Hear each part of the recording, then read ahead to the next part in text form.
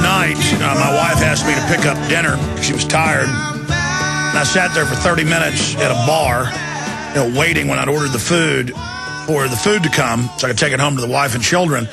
And all the adult men and women talked about was LeBron James and whether or not the Miami Heat player had done a bad thing with supposedly a statement that had bad sportsmanlike conduct. And I bring that up because we're going into a depression by every yardstick. The government cooks the numbers on that. People's money doesn't go as far on fixed incomes. And there's all these new wars starting, and the UN is now the boss. The Congress isn't involved. There is some good news with Congress now moving to enforce the War Powers Act and to try to end some of this, but it's going to be too late. They're going to start World War III, and I don't say that lightly. Webster Tarpley, I know in my 10 years or more interviewing you, I've never heard you talk like this. We're not here saying this for theatrics or histrionics. I mean, you might need to boil this down for people and finish up the point you made as we went to break, that this is the plan. The RAND corporations talked about it. This is what the neocons wanted in their PNAC document.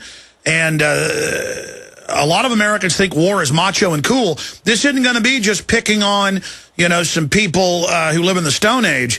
This is really growing and getting out of control. Why does the ruling class want this?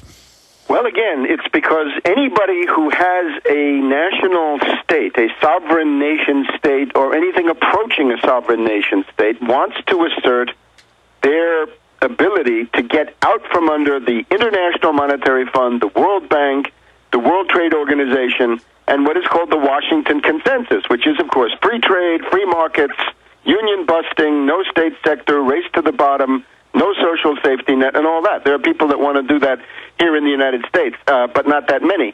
Outside in the world, most people regard that stuff as national suicide, and that's why you see Saudi Arabia, Pakistan, all of these countries, Libya, Algeria, they're all attempting to go towards Russia, towards China, bottom line, towards the same banks that have looted us and that finance and control our whole military, they are picking off the last countries that they want to loot, and people are going to fight back, and they've openly triggered the Muslim uprisings with our media calling it glorious and wonderful. And how are things going for them? Because as we went to break, you were talking about the trigger points, how this could get a lot worse a lot quicker.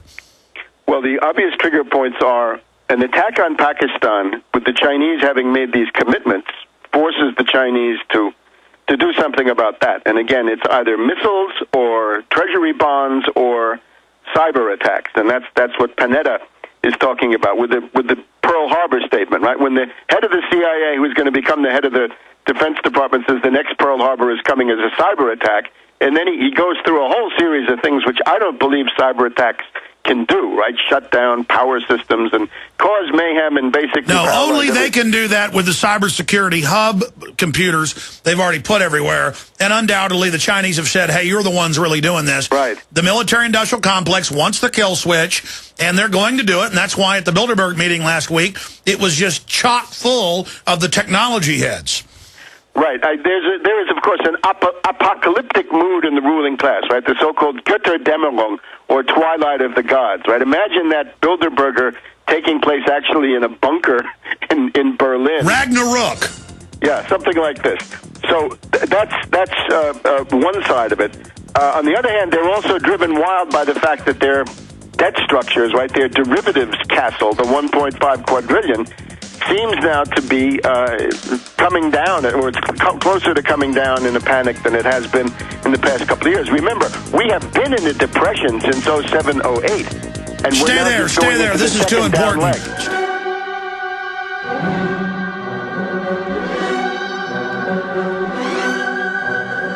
Götterdämmerung, Twilight of the Gods, Ragnarok, end of the world. That is the attitude. They're giant personal bunkers, government bunkers, emergency seed vaults, huge weapon systems, domestic spy forces, all building towards the mop-up for world government to crown the J.P. Morgan Chase, Goldman Sachs of the world, the open imperial rulers of the private world government. And now it's all out in the open, and they're going into high gear with their new alert systems, demonizing anyone that doesn't want a world government, attacking national sovereignty. Remember, these are globalists. They're attacking us while they attack foreign countries. So people tend to think of it as, well, America's going to get them Pakistanis, going to get them Iranians. Ladies and gentlemen, this is about global domination, and we ain't in it. It's a big club, and we ain't in it. Tarpley, continuing with the geopolitical, and we'll come back with the economical information, what's happening on the economy front. But continuing, clearly they're going to go forward with this. They didn't launch all these overthrows. They didn't launch all these drone attacks. They didn't take us to war with no congressional approval because they just want to see people free in the Middle East. What is this meant to trigger, and what is their battle plan? Well, I think the interesting thing is you're already beginning to see signs that they're approaching this point of logistical breakdown, of imperial overstretch. Look at the speech by outgoing Secretary of Defense Gates last week. I think that was serious. That was a hysterical outburst, really. And it raised a lot of eyebrows in the sort of pundit community here in Washington. Gates says, NATO is running out of bombs. We don't have enough bombs. The Europeans are not doing enough. You've got to do more.